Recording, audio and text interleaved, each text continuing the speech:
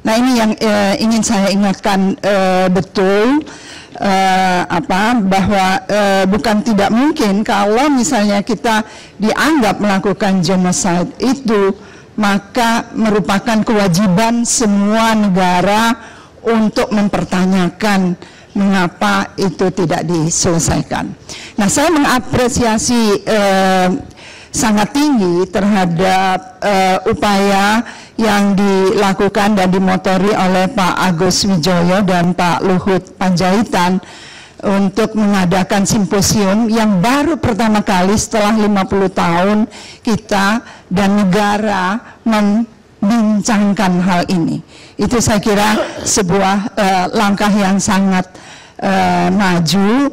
Nah, upaya-upaya yang sekarang menggunakan isu komunisme itu, saya menganggapnya sebuah upaya untuk menghalangi proses rekonsiliasi yang telah ada di dalam nawacita Presiden Jokowi dan berkali-kali memerintahkan, apakah itu Jaksa Agung ataukah Menko Polhukam atau juga Menteri Hukum dan HAM untuk melakukan penyelesaian semua pelanggaran hak asasi manusia masa lalu, terutama, kata-kata terutama ada di dalam nawacita masalah pelanggaran HAM atas peristiwa 1965 dan sesudahnya. Nah, apakah kita akan ke sana, ke arah penghalangan itu atau tidak? Saya ingin bertanya kepada baik itu kepolisian maupun aparat keamanan yang lain. Sebuah inisiatif oleh negara sudah dimulai dengan dimotori oleh Pak Sidarto dari One Team Press, Pak Agus Wijoyo dan Pak Luhut, dan saya memohon dengan amat sangat agar proses penyelesaian masalah 65 dengan pendekatan kesejahteraan itu bisa dilempangkan tanpa halangan-halangan dan tuduhan-tuduhan bahwa itu akan membangkitkan komunisme. Baik, terima kasih Bu Nur Sabani. Sekarang Direktur Imparsial, Eksekutif Imparsial Al-Arab. Terima kasih Bang Karni. Saya ada 3 hal yang ingin saya sampaikan. Pertama, mau melihat isu ini dalam 3 aspek. Satu, aspek hukum, kedua aspek keamanan, yang ketiga dalam aspek politik. Dalam aspek hukum memang ada TAP MPRS nomor 25 serta ada Undang-Undang 2799. Meski tadi sudah disampaikan oleh Mbak Nur Syahbani bahwa perlu dibaca kembali bahwa TAP MPRS nomor 1 2003 menyebutkan bahwa pelarangan penyebaran tersebut harus menghormati hukum, HAM, dan demokrasi. Nah, itu artinya sesungguhnya tindakan-tindakan di dalam aparat penegak hukum untuk melakukan pelarangan tentu harus berbasiskan pada norma-norma hukum, norma-norma HAM, dan serta sistem demokrasi yang kita anut.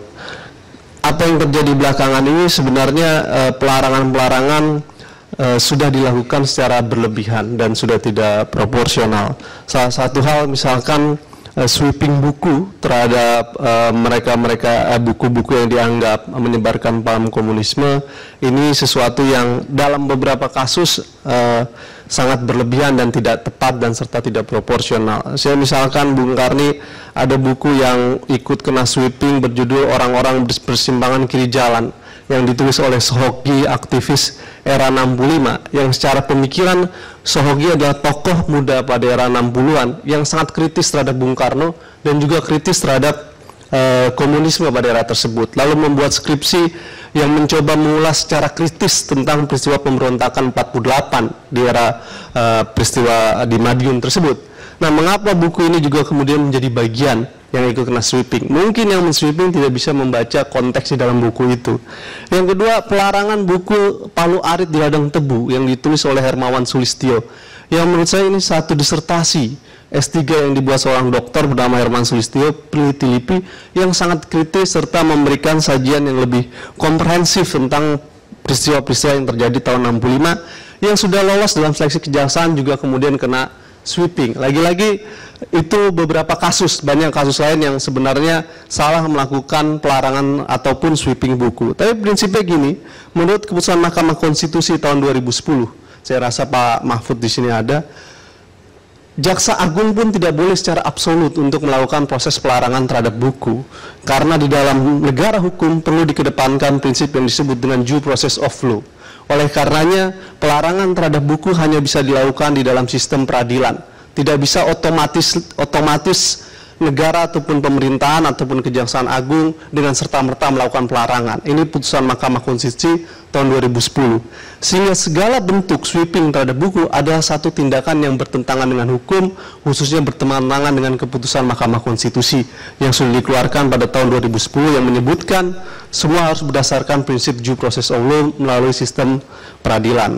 Yang kedua, dalam aspek hukum juga, problemnya adalah Bang Karni, terminologi tentang penyebaran paham komunisme sebagaimana diatur dalam TAP MPR plus Undang-Undang 2799 memang masih multitafsir dan karet yang kemudian kadangkala menimbulkan ruang terjadinya pembatasan terhadap kebebasan berekspresi. Dalam sisi lain juga menimbulkan seringkali stigmatisasi dan labelisasi terhadap komunisme itu sendiri.